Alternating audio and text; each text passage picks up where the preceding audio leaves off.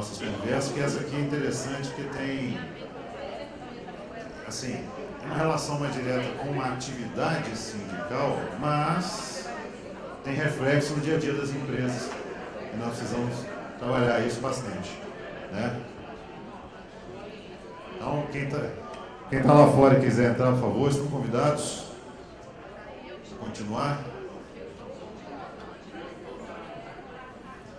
Polícia, superstar aí, sem tirar foto, depois, né? Publicar, instagramável, né? Isso é instagramável. Antônio Carlos é superstar nossa aí, você tá doido? Então, gente, né? Presidente Renato, aí Renato Michel, presidente do Sinduscom Minas Gerais, tá aí conosco, obrigado. Vamos conversar um pouquinho agora, gente, sobre um assunto, né? Que nos é interessante, nos é preocupante às vezes, né? E porque depois da reforma trabalhista de 2017, né? Eu posso dizer para vocês que muitas entidades sindicais, inclusive patronais, perderam um pouco o rumo de entender qual que é o seu papel perante a sociedade, perante as empresas, perante os trabalhadores, perante as federações, né? Por quê? A reforma trabalhista de 2017 foi um evento, um momento muito importante para a gente, enquanto empresários, né? Mas, se você pensar do ponto de vista da estrutura trabalhista, ela veio capenga, ela veio faltando uma perna, que foi a perna da parte sindical. Nós resolvemos o problema da legislação trabalhista, ou pelo menos avançamos significativamente numa reforma grande, né? Mas deixamos, por conta de questões políticas, de olhar o lado sindical. Então, muitos Sinduscoms, por exemplo, isso aqui, muitas testemunhas estão aqui conosco, né? Tiveram que se reinventar após 2017, especialmente por conta da perda do financiamento compulsório. O que é legítimo, é correto e é desejável por nós. O financiamento da atividade sindical, ele deve ser facultativo. Ele deve ser contraprestativo, ele deve vir de um serviço que o sindicato presta ao seu associado àquela categoria que ele representa, né? Não compulsoriamente imposto por lei, de forma que era, né? Tanto que o Brasil é um dos poucos países do mundo que ainda tinha essa forma sindical financiada. Okay? Segurar o microfone aqui, por favor. Aqui? Vou tampar a antena aqui, ó. Aqui embaixo é a antena dele. Segura mais aí. Então tá bom.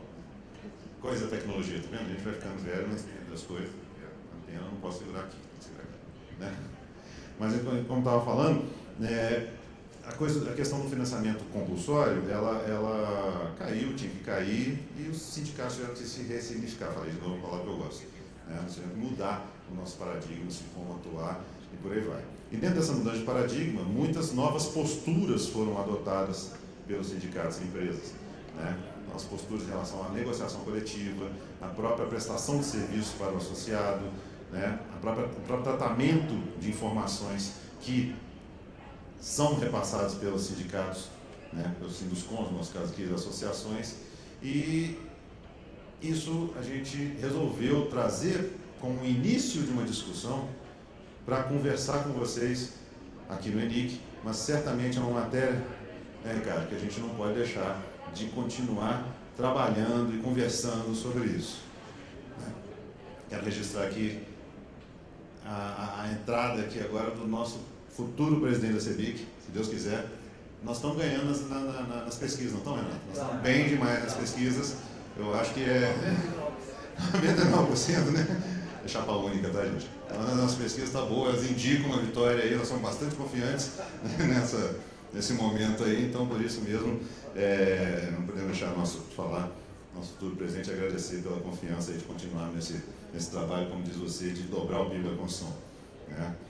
Mas, fazendo essa introdução breve, eu quero chamar aqui para a gente conversar sobre esse assunto, né, o papel do sindicato patronal hoje, né, em relação aos trabalhadores, à sociedade e a todos os atores. Vamos começar no primeiro, a doutora Luciana Freire, né, diretora jurídica da Fiesp, que nos brinda aqui com a sua presença, com a sua experiência em relação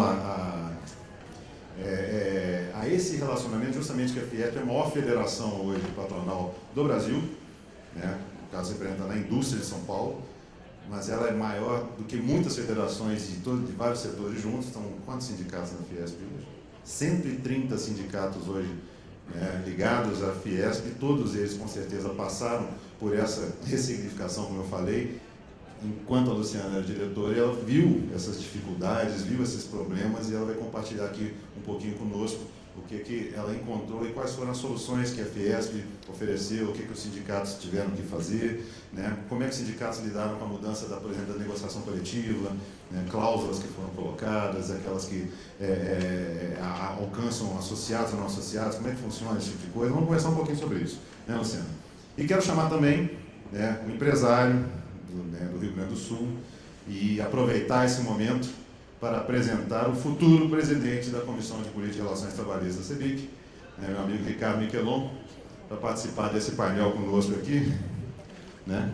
Por favor, para participar desse painel conosco, porque ele, como empresário também, né, e como futuro presidente, vai conversar, vai trazer as impressões dele, né, especialmente no que passou no estado como um grande, importante, bem diverso como é o Rio Grande do Sul, né?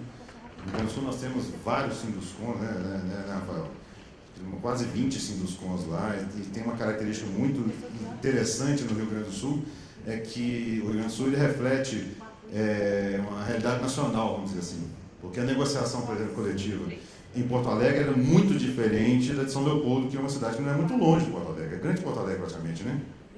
Então, essas diversidades, essas questões acontecem lá, o Ricardo vive isso, acompanha isso, né? E, mais uma vez, para a gente começar a nossa conversa aqui, saudando o futuro presidente do CPRT, que vai ter esse desafio, né, cara, de continuar aí com esse trabalho, trazendo, obviamente, tem certeza que vai renovar, vai dar um novo momento para nossas discussões sobre relações trabalhistas, com um olhar empresarial.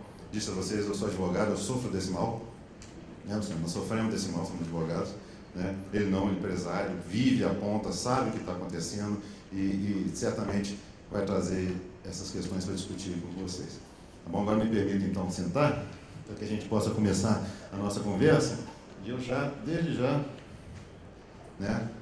já quero falar, justamente conversar um pouquinho, o nosso modelo vai ser um pouquinho diferente dos outros, porque nós vamos bater um papo, né? Inclusive a plateia está aberta, está disponível, se quiserem, por favor, façam suas intervenções, a gente diminui um pouquinho o número de pessoas, então a gente permite ter uma coisa mais próxima, que nos permite ter essa conversa mais perto.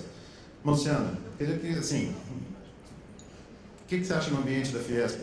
Né, que aqui na CEBIC a gente tem muito questionamento em relação das entidades que depois da reforma trabalhista, onde tanto trabalhadores quanto empresários, entidades empresariais perderam o financiamento compulsório, como eu falei, né, muitas delas discutiram alternativas. O que tem sido feito? Como é que tem sido trabalhado isso? O que você tem visto aí no Estado de São Paulo? O que as entidades têm procurado a diretoria jurídica da Fiesp, questionando, poxa, eu perdi a minha contribuição, eu perdi a minha fonte de financiamento, né? O que eu posso fazer, que é juridicamente aceito, inclusive, para repor essa situação aí? Vamos começar por aí. Obrigado, Luciana, pela sua presença aqui conosco. Obrigada a você. Eu queria agradecer na sua pessoa o convite da CEBIC, na pessoa do futuro presidente, então, que está aqui, né? Só falta aclamação. Muito obrigada pelo convite. E a plateia eu queria cumprimentar na pessoa do meu amigo Haru. Depois de tanto elogio, Haru, eu tenho que ressaltar que relevem, porque o Haru realmente é um amigo querido. E cumprimentar o Ricardo também, te desejar boa sorte nessa empreitada, porque essas questões trabalhistas tendem a ter um retrocesso daqui para frente, né? Pelo menos é o que tem sido anunciado pelo novo governo. Nós temos muitos temas para lutar, para que prevaleçam, e outros para avançar.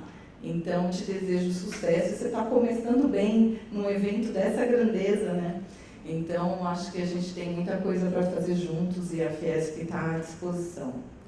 Respondendo a sua pergunta, foi um grande desafio, embora a Fiesp tenha sido a primeira entidade sindical patronal que logo encampou essa campanha do fim da contribuição sindical, né? Nós fizemos uma publicação de página inteira no jornal, amarela, por causa do nosso pacto, do imposto. Então, se a gente era contra o aumento da carga tributária, a gente não podia ser a favor de um imposto, que é o imposto sindical, só porque nos beneficiava. Então, naquela oportunidade, o nosso presidente anterior, Paulo Scaff, falou: nós vamos encampar essa campanha para o fim da contribuição sindical, não para que termine o custeio dos sindicatos, mas que ele passe a ser opcional, facultativo, que vá na linha da liberdade sindical, né? A gente ouve muito esse tema, agora volta a se discutir a pluralidade, se deveríamos ter concorrência entre os sindicatos, mas o primeiro pilar da reforma sindical, que você mesmo colocou,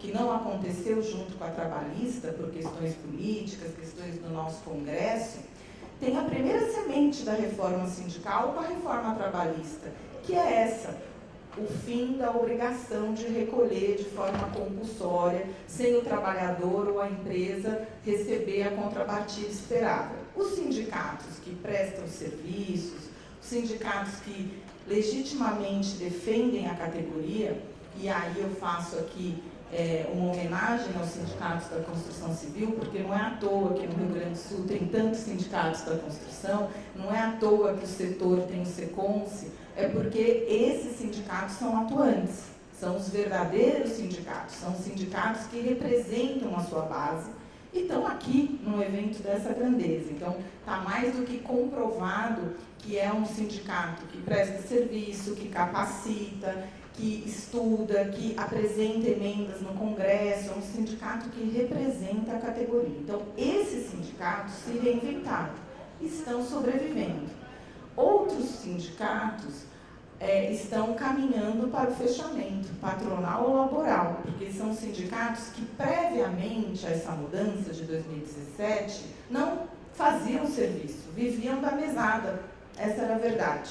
E aí, com essa mesada, não aproveitavam, não faziam prestações de serviço. Esses sindicatos ainda existem, porque se você olhar no Ministério do Trabalho, o número de sindicatos não diminuiu. Ainda estamos por volta de 17 mil sindicatos, 11 mil laborais e cerca de 6 mil patronais. Eles estão sobrevivendo de porta fechada, estão sobrevivendo sem sede, são sindicatos que estão se aglomerando e fazendo uma espécie de coworking, estão trabalhando em conjunto para não fechar suas portas. Os sindicatos que se reinventaram estão prestando serviço. De que forma? Qual é a forma legal? E aí, entrando no tema do compliance, né? O compliance nada mais é do que a conformidade com a legislação. Mas é mais do que isso, é a boa prática, né? O meu presidente anterior falava para mim: para que área de compliance? Porque o jurídico já não tem que perseguir a lei, não é isso a sua obrigação, é que o compliance é mais do que a lei, né? Ele falava: isso é palavra de Big Four para ganhar dinheiro. Não. Compliance é uma mudança de cultura, como foi dito aqui pelo auditor fiscal, né? A gente tem que mudar essa cultura para boas práticas. E aí entra um papel importante dos sindicatos, na questão do compliance e na questão da reinvenção. Porque o sindicato tem muitas limitações do que ele pode fazer. A CLT tem um artigo maldito lá, que diz que os sindicatos não podem desenvolver atividade econômica, que é um artigo que eu espero que seja revogado com a reforma sindical. A reforma sindical não é só falar de custeio para sindicato, que é o que a gente está ouvindo hoje. Reforma sindical é muito mais do que isso. Se vai, então, manter a contribuição facultativa, tem que ampliar o rol de serviços, porque a CLT veda a atividade econômica. Como existem isenções, não imunidades fiscais, mas isenções, tem serviço que a gente não pode concorrer com o mercado. Então, para começar, tem que alterar esse artigo da CLT para que os sindicatos possam fazer uma ampla gama de produtos. Mas hoje eu vi sindicatos que desenvolveram revistas eletrônicas, principalmente na pandemia, informativos, observatórios, que eu recebo da CEBIC, por exemplo, que é excelente. você tem lá o observatório legislativo, você tem atividades que podem ser feitas, capacitações online, capacitações agora presenciais, os sindicatos que têm sede, têm locado sede, sublocado sedes, então estão até trabalhando numa esfera, uma exploração imobiliária, mas estão cedendo isso para atividades de empresa que não tem auditório para fazer um curso. Então, os sindicatos tiveram realmente que ampliar os seus serviços, mas estão ali na linha tênue de se isso é conformidade com a lei, por causa desse artigo da CLT que veda a exploração à atividade econômica sindical. Especialmente quando a gente vê em alguns sindicatos que tem estrutura para conseguir prestar serviços para a categoria e até mesmo para fora, mas eles se sentem compelidos, né? Nós estamos aqui com a Ieda Vasconcelos, economista do Sinduscon de Minas Gerais e também atende a CEBIC, né, que faz um trabalho espetacular, para você ter uma ideia, na área de análise de dados econômicos, né, conjunturais do Brasil e do setor. Isso poderia ser um produtão, né? Mas nós temos limitações, como a Luciana disse, que hoje a legislação nos equipara, enquanto sindicatos, enquanto associações, entidades sem fins lucrativos e que têm que somente prestar aqueles serviços previstos em lei e definidos em estatuto. Se eu tiver alguma coisa fora daquilo ali, né, eu perco a minha condição de entidade sem fins lucrativos, né, e passo, qual que é a consequência? Passo a ter que tributar aquelas operações que eu trabalho. E aí você fala, não, vou criar então um sistema interno, aí vem o compliance de novo, que eu possa separar essas operações que eu tributo, essas operações que eu não tributo, né? Isso não funciona, gente. A gente sabe muito bem que isso não funciona, ainda mais uma entidade, né, que é pública, vamos falar assim, né, em que os dirigentes têm mandatos, né, ou seja, você alterna o poder dentro dessas entidades, e que as políticas muitas vezes, inclusive essas de prestação de serviço, elas não têm uma continuidade, isso é natural, né? O Ricardo Miquelon, como dirigente sindical, tem um microfone atrás de você, né? Como dirigente sindical lá no Rio Grande do Sul, passou por isso com certeza, até porque você atua diretamente em 2 sindicatos, né? E você viu justamente a diferença e quais foram as dificuldades entre o sindicato maior, que é o sindicato Sinduscon de Porto Alegre, né, e um sindicato não tão grande, mas também, apesar de significativo e representativo, como foi o Sinduscon de Pelotas, né? E você viveu esse momento lá, você estava lá na diretoria na época, né? Perfeito, perfeito. E além disso, eu participo também dentro da FIERGS, tem um comitê que chama COTECOM, que é o Comitê de Construção Civil, é um comitê setorial dentro da FIERGS. E ali se reúnem também os sindicatos do Rio Grande do Sul e a gente conversa bastante sobre isso e a gente consegue enxergar um pouco dos movimentos que cada um fez. E, com certeza, esse desafio de mudança ele foi presente em todos e cada um atuou de uma forma diferente. O que eu acho que vale a pena falar, que é parte da minha opinião, é que no final da história o que importa é a relevância. Eu acho que o sindicato ele deixa de estar amparado só por uma lei, né, ou por uma contribuição obrigatória, e passa a se colocar a relevância em xeque. E essa relevância em xeque faz com que eles olhem para si, né, e aí se fala de serviço como um dos caminhos de aumento de relevância, mas a gente vê que tem bem mais coisa, né? Por exemplo, a gente enxerga o sindicato, e isso a gente viu aparecendo no sindicato, principalmente RS, do ponto de encontro dos empresários, né? É um grande lugar de reunião, é um grande lugar de troca, né? Aos modos que estamos fazendo aqui hoje, nós estamos aqui justamente num grande lugar de troca e todo mundo investiu para estar aqui, né? Seja por passagem, seja por isso, seja por aquilo, mas vê que no momento que se cria relevância, as pessoas vêm, né? Então, o movimento de aumentar a relevância, seja por serviço, seja por criar um ambiente onde as pessoas se reúnam e pela própria reunião a troca ela surge, seja pela forma de conduzir da presidência, ou enfim, das diretorias, uma forma amigável e que justamente fomente a participação, seja por, obviamente, a representatividade na sociedade, né, que isso é uma coisa, enfim, que já é função e sempre foi, mas eu acho que a soma de todas essas coisas é que vão aumentando a relevância dos sindicatos. E aí a gente vê isso, quanto mais ativo nesse sentido, mais o sindicato, o RS, ele teve um incremento, eu não lembro em percentual do número de associados nesse último ano, mas não tem esse número, né, Rafael? Foi bem importante assim, o movimento de associados, porque se fez esse trabalho, se montou comissão, então fóruns específicos. A dor do empresário, ela é muito semelhante em vários casos, né? E uma coisa que a gente fala muito é a questão da solidão do empresário, né?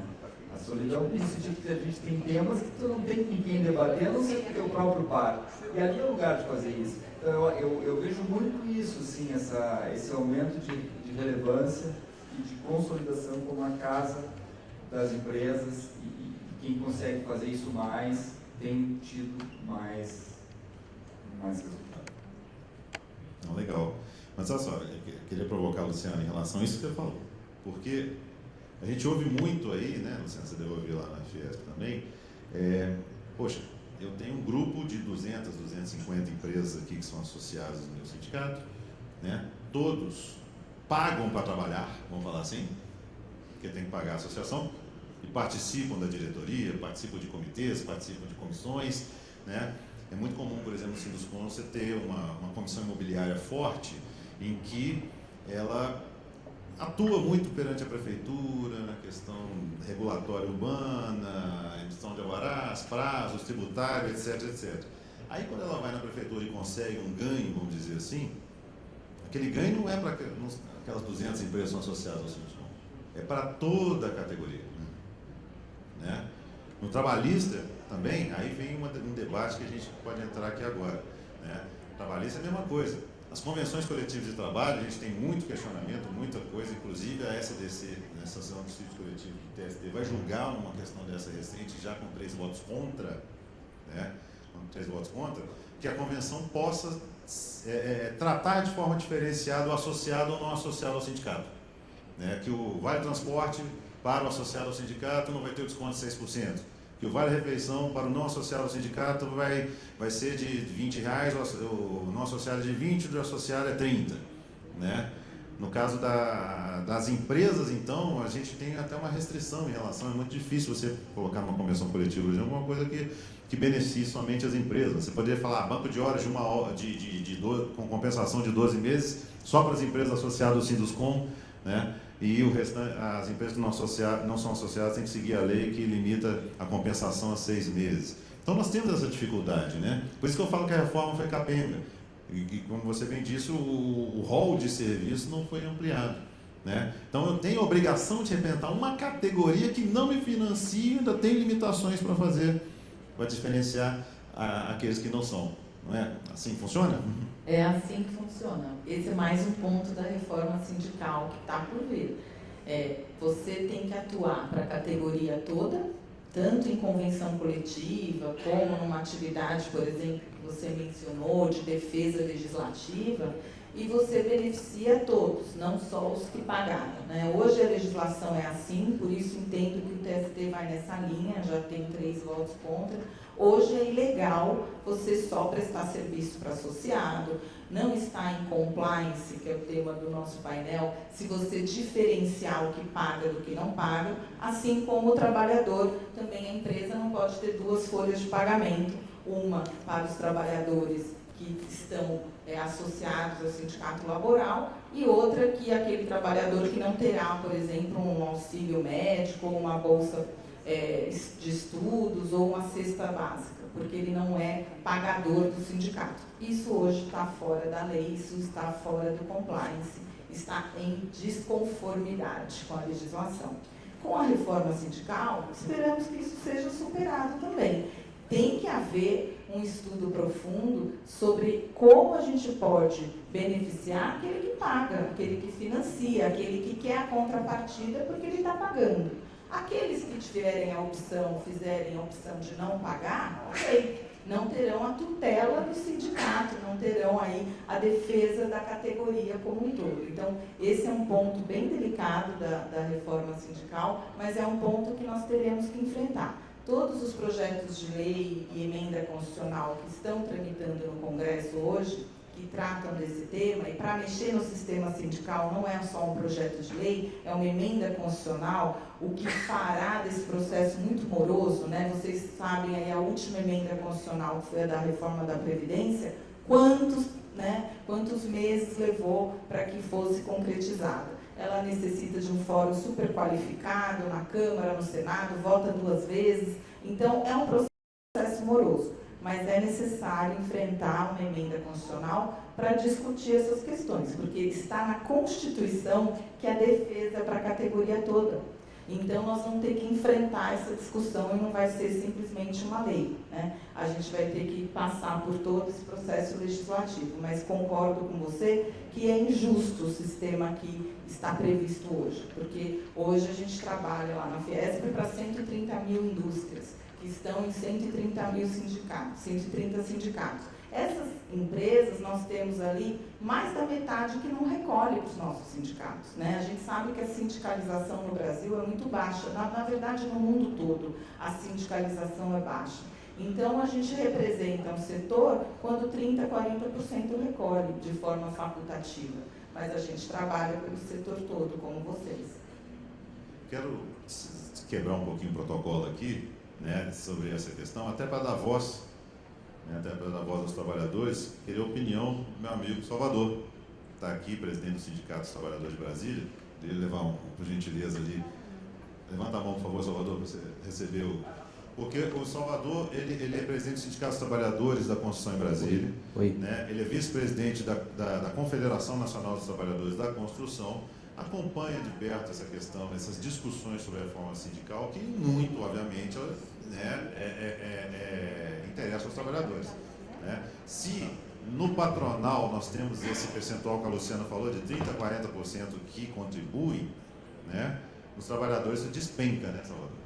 Isso despenca. E a gente não tem, está buscando um horizonte para isso aí. Eu queria seu comentário, por favor, meu amigo. Olá, boa tarde a todos e a todas. Agradeço, doutor Fernando, pela oportunidade, agradeço os demais membros, doutor Ricardo, parabéns aí, seja bem-vindo. É uma honra estar aqui nesse plenário falando a todos vocês, representando os nossos trabalhadores na indústria da construção civil e do mobiliário de todo o Brasil. Esse é um tema espinhoso, difícil, e a gente vai ter que realmente nos debruçar para que a gente ache qual a melhor saída para isso, para valorizarmos os trabalhadores, para valorizarmos as representações patronais e a gente ter um equilíbrio maior e ter uma indústria da construção muito mais pujante, muito mais equilibrada, muito mais com olhar para todos. A gente sabe de vários projetos que tem, né, tratando dessas questões e, não diferentemente do olhar patronal, o nosso também caiu demais. A gente hoje, contribuição sindical mesmo, lá em Brasília, no sindicato do qual eu estou presidente, ano passado nós recebemos R$ 287 de contribuição sindical. Nós representamos uma base no Distrito Federal de cerca de 100 mil trabalhadores da indústria, tanto da construção, quanto do mármore, quanto do granito, quanto de artefatos, 5 categorias ao todo. E a gente recebeu esse montante. Então a gente vem buscando, doutora, se reinventar. De que maneira nós vamos conseguir sustentar essa entidade? Uma entidade enorme que representa uma indústria com quase 100 mil trabalhadores, que representa uma indústria com cerca de 5 mil empresas. De que maneira que a gente vai conseguir isso? De que maneira que a gente vai equilibrar essa relação para mantermos esse patamar de negociação, de relação, de crescimento, de melhoria de produtividade, melhoria em todos os segmentos? O movimento sindical ele tem um olhar coletivo, um olhar de solidariedade e que isso se dá por meio das contribuições daqueles que estão pertencentes a todas essas categorias. Então esse debate realmente é um debate que merece um olhar muito próximo e o olhar dos dois, tanto do lado patronal quanto do lado dos trabalhadores, para que a gente consiga caminhar com isso. A gente tem várias, agora mesmo debruçamos na Contricom acerca de um projeto a ser apresentado, inclusive, acho que agora, no começo do mês de maio, a gente deve reunir lá no gabinete do Ministro do Trabalho, levando essa proposta para que a gente trave esse debate, né, conjuntamente, tripartite, se isso for necessário. Entendemos que o tripartismo ele é muito viável, muito positivo para a nossa indústria, e é isso que a gente tem feito aí, né? Ou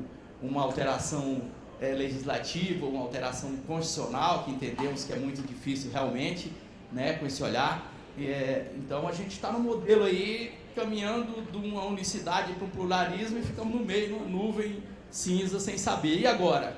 Recebo, não recebo? Represento todo mundo? Represento só aqueles que contribuem, só aqueles que estão associados? Então nós estamos no meio desse turbilhão de emoções, desse turbilhão de debate, para chegarmos na melhor fórmula. E não é fácil, né? Então agradeço a oportunidade, tá? E estamos à disposição. Obrigado. Eu que agradeço a possibilidade, né, Salvador, de você falar aqui um pouco da sua experiência para a gente, porque a gente está falando de conformidade, né? Parece um tema meio oblíquo, meio esquisito dentro dessa conversa que nós estamos tendo, mas ela não está totalmente, não está fora, não. Por que nós estamos falando de conformidade? Porque acabamos de falar de uma situação, né? Salvador falou que precisamos adaptar, mudar muita coisa. Mas o que a gente pode fazer com o que já existe? Para estar conforme com a lei, para estar de acordo com a lei.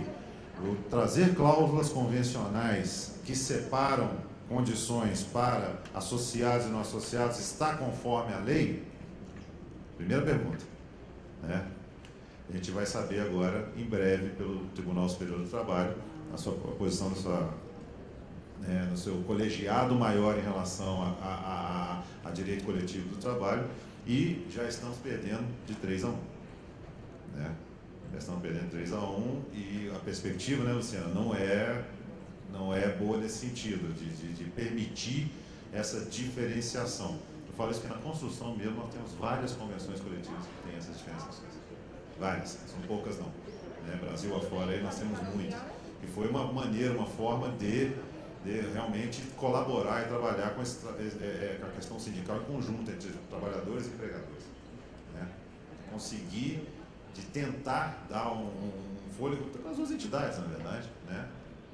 Em cima da negociação coletiva, que é um serviço que a entidade presta. Né? Da mesma forma que a gente tem representatividade na prefeitura municipal, no governo do estado, no governo federal, etc., a elaboração, a negociação da convenção coletiva é um serviço prestado. E a convenção coletiva tem uma função importantíssima, que a convenção coletiva, né, ela nivela mercado. No mercado tão heterogêneo como o nosso, que a gente está lá, ele estava conversando aqui agora, que a gente passa da reforma do quarto do bebê até a grande hidrelétrica, né? Isso tudo é construção civil. A gente ter um balizador de mercado em que você tenha um piso mínimo entre salários, benefícios e algumas condições, isso para nós é excelente. Você tira o aventureiro, você tira a pessoa que é aquela empresa que não tem compromisso com a sociedade, com os trabalhadores, com a cidade, né? É natural. Tanto que eu sou um grande entusiasta, incentivador das convenções coletivas. Né? No nosso setor, um setor como o nosso, era até mais importante que o acordo. Até mais importante que o acordo. Você blinda a empresa e cria esse piso mínimo, esse equilíbrio aí, que é importantíssimo para o nosso setor. Mas esse é um dos pontos. Isso é outro ponto. Então nós falamos, convenção coletiva, eu posso diferenciar de forma a eu atrair associados para o meu sindicato por meio da convenção coletiva? Tendência não. Eu posso prestar serviços concorrendo com o mercado, né, de forma a atrair receita para a entidade patronal? A resposta é depende. Né? A resposta é depende. Por quê? Eu posso prestar serviço? Posso, igual eu falei aqui. Mas o tratamento que vai ser dado a isso pela fiscalização tributária, né, e até mesmo o Ministério Público, né, pode questionar que você está desvirtuando os seus objetivos sociais ao trabalhar de forma diferente do que está previsto no seu estatuto e na legislação, né? Então, questionável também. Então, qual que é a saída? Qual que é a saída, Luciana? Pois é. Não é só o Ministério Público, até os concorrentes denunciam. A gente tem um estacionamento na Paulista, aquele prédio, aquela pirâmide.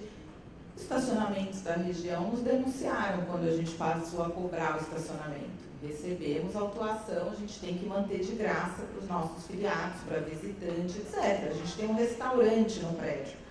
Ele não pode ser cobrado. Eu não posso concorrer com os restaurantes da Paulista. Então, além do Ministério Público, a gente tem as denúncias dos concorrentes. A gente não pode exercer uma atividade comercial. Então, como você falou, a gente tem ali um quadrado que a gente tem que se encaixar, né? Eu vejo, como você comentou, bastante interessante, a contribuição associativa, né, pode gerar um diferencial na convenção coletiva, e a gente já não está falando mais de uma contribuição obrigatória, está falando do associativismo, que eu acho que é o futuro, né, sindical. Quando me perguntam o que vem por aí, qual é o futuro do sindicalismo, caminhamos para, eu acho, para o associativismo, e a gente tem exemplos de sucesso como a própria CEBIC, né, que tem uma origem associativa. Então, eu acho que a gente tem grandes exemplos que a gente pode trabalhar nessa linha com o associativismo. E aí, eu queria até tocar num ponto que o Ricardo comentou sobre o ponto de encontro. O advogado, ele é sempre o chato, né, que vem com a má notícia. Eu estava brincando aqui com nossos engenheiros lá do Senai, o Kiumo da festa, eu falei, olha que apresentação bonita, colorida, que tem interação, os engenheiros sabem atrair a plateia, o advogado sempre chato. E ainda o Fernando disse, não traga slides, não, nós vamos só bater um papo, né? Então eu falei, tá bom, mulher já fala muito, advogado, então eu falei, eu vou me limitar. Mas o que a gente procura alertar os sindicatos hoje? Os empresários vão aos sindicatos para se encontrar, para trocar informação, lá estão todos com a mesma dor que você comentou. Mas existem regras também para isso. Nós temos um grande número de atuações no CAD de acusação de cartel que os sindicatos estão pagando multa por ter sediado reuniões de concorrentes que trataram sobre preço, por exemplo. Nós temos processo no CAD que está ainda tramitando, que não envolve sindicatos, envolve empresas que trocaram valores, pisos salariais de empregados. Tem mais de 10 empresas aí respondendo ao CAD porque se encontraram para trocar salário e benefício de empregado, é ilegal. Então, até nisso, nós, sindicato, agora eu estou falando para o Sinduscom, para os sindicatos que estão aqui, a gente tem que se preocupar com código de integridade, políticas de integridade para colocar no site dos sindicatos, orientar nossos associados, como o Ricardo comentou, do que pode ser feito na sede do sindicato, como isso pode o sindicato atuar na defesa de interesses sem ferir a lei, estar em conformidade, né? Hoje, eu acho que o setor da construção é muito avançado na questão do compliance. Agora, na última alteração da lei de licitação, né, que entrou em vigor recentemente, as empresas que têm programa de integridade estão na frente. É critério de desempate no edital. Né? A empresa que ganha um contrato público, aí, em parceria público-privada, tem 6 meses para comprovar que tem um programa de integridade. E em caso de sanção, também é atenuante, igual na lei de corrupção. Se a empresa tem um código de integridade, um programa de fato, não é assim para inglês ver, publica lá no site, não. Se ela tem um programa de integridade, é atenuante na lei anticorrupção. Se você estiver sendo acusado de corromper um funcionário público, se você tem programa de integridade com treinamento, com código publicado, com canal de denúncia, é atenuante na lei de corrupção e é atenuante na lei de licitações, que vocês conhecem até mais do que eu. Então, agora falando um pouco sobre o sindicato, ele pode também ser implicado quando os empresários, na maior, eu acredito que nem é má fé, na boa fé, estão lá falando sobre o seu setor, sobre uma política de preço, sobre uma política de desconto. Não pode, gente. A legislação ela ingessa a atividade econômica, ela fere a livre iniciativa. A gente tem lá na Constituição a livre iniciativa, a função social da empresa, mas a empresa tem tanta limitação. E aí eu vou te falar, porque eu vim desse setor, meu primeiro emprego, meu pai era construtor do Sindicato da Construção Pesada, não é do Sinduscom, é Sinesesp. Meu primeiro emprego foi visitar a obra, e eu ouvia meu pai dizer: é um herói empreender nesse país, e é um herói empreender na construção civil. Eu tinha um herói em casa que, infelizmente, faleceu na pandemia, mas o meu pai era o maior exemplo que o empresário da construção é amarrado, engessado por todos os lados. Além do NR 18 a 24, NR de altura, todos os temas que a gente tem que estar compliance, né, com todas as NRs, tem essas questões do órgão regulador. Você não pode nem no sindicato encontrar seu concorrente, que você pode ser autuado pelo CAD. Então, parabéns para você, viu, Ricardo? Ô, Ricardo, você acha que o consultor é um herói? Eu acho que todo mundo, no final da história, é herói. Não é fácil empreender no Brasil de uma forma ampla, mas é o que a gente gosta, é o que a gente faz, é o que a gente aprendeu, enfim. E por outro lado, a gente se retroalimenta também das coisas positivas que a gente recebe para a gente. Eu estava escutando vocês falando e até citando alguns outros pontos, né, para trazer de novo esse tema da relevância, que eu acho que é um tema que fica sobre vamos dizer, tem que passar no crivo do compliance, mas são temas que aparecem no sindicato. Por exemplo, várias cidades estão discutindo agora o plano diretor. É um tema fabuloso para gerar adesão ao sindicato, porque é um tema ultra pertinente para quem trabalha no setor imobiliário, é a oportunidade de se participar da criação dos planos, afinal de contas, se tem voz ativa, né, se consegue ter interlocução. Claro, depende da prefeitura, depende de cada caso, mas no caso, especificamente de Porto Alegre, a gente montou um grupo de trabalho muito interessante e isso, com certeza, trouxe gente para discutir. Outro tema que é bem importante, que a gente tem como um tema desafiador, a gente tem a nossa pesquisa do mercado, né, que é o panorama do mercado imobiliário. É um evento que se discute o momento do mercado, valor de venda, como é que está, como é que não está, entendeu? É uma troca que é só ali. Claro que o que ficar decidido pelo plano diretor vai valer para todos, vai valer para todos, mas a oportunidade de se atuar e de se discutir com voz ativa é dentro do sindicato. Né? A oportunidade de ter uma troca rica sobre temas que são, por exemplo, como eu falei de mercado, é ali, tu consegue fazer em outros lugares, consegue, mas então eu vejo muito por esse lado, assim, por essa relevância pelas pessoas. Eu digo uma coisa meio forte, mas eu acho que vale a pena, é um pouco provocativo. Na verdade, não existe sindicato. O que existe são empresas. O sindicato é a união das empresas. Né?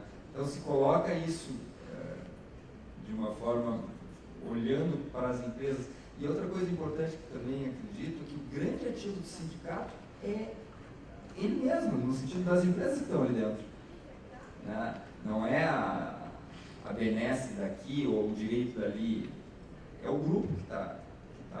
E essa força, essa intenção de qualificar cada vez mais o grupo, eu acho que é o que faz o sindicato forte, assim como a exemplo da CEBIC, para todo mundo aqui. Pois é. Nós estamos partindo de encerramento, gente. É um debate legal. Eu quero colocar dois exemplos disso que a Luciana falou e que o Ricardo falou. Né? Dois exemplos muito próximos a nós, não vou falar onde, nem quem, nem quando, mas muito próximos mesmo a nós. Né? Nós temos uma denúncia no CAD contra uma cooperativa de compras por monopsônio. Viu? Palavra bonita, alguém já vai falar? Monopsônio é quando você manipula o mercado pela compra e não pela venda. É o contrário do monopólio.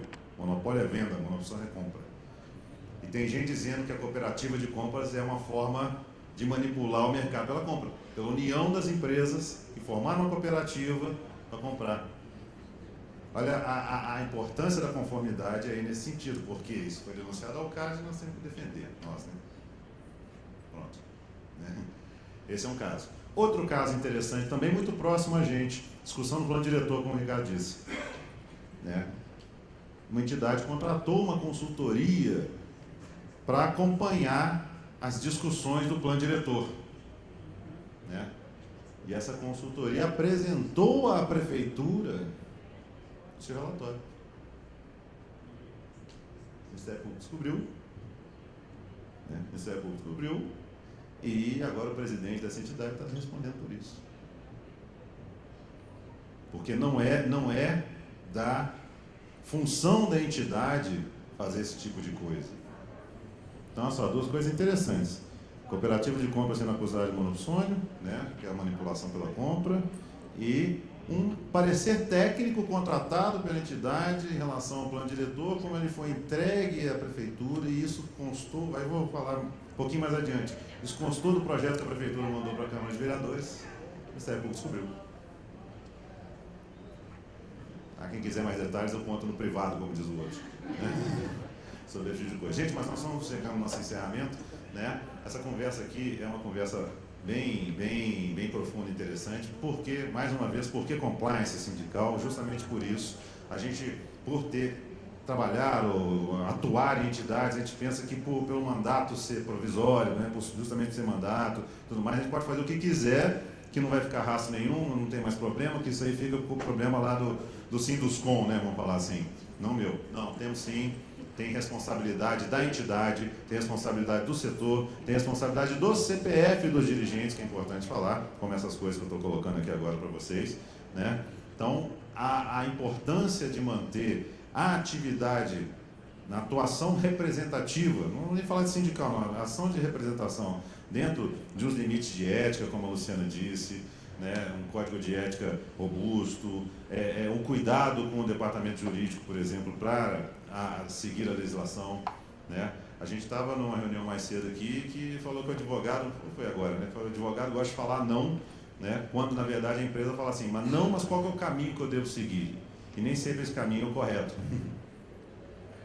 Mas aí, às vezes o advogado ele fala o que a empresa quer ouvir e acaba colocando o CPF daquele no caso, empresário, né, que seria dirigente,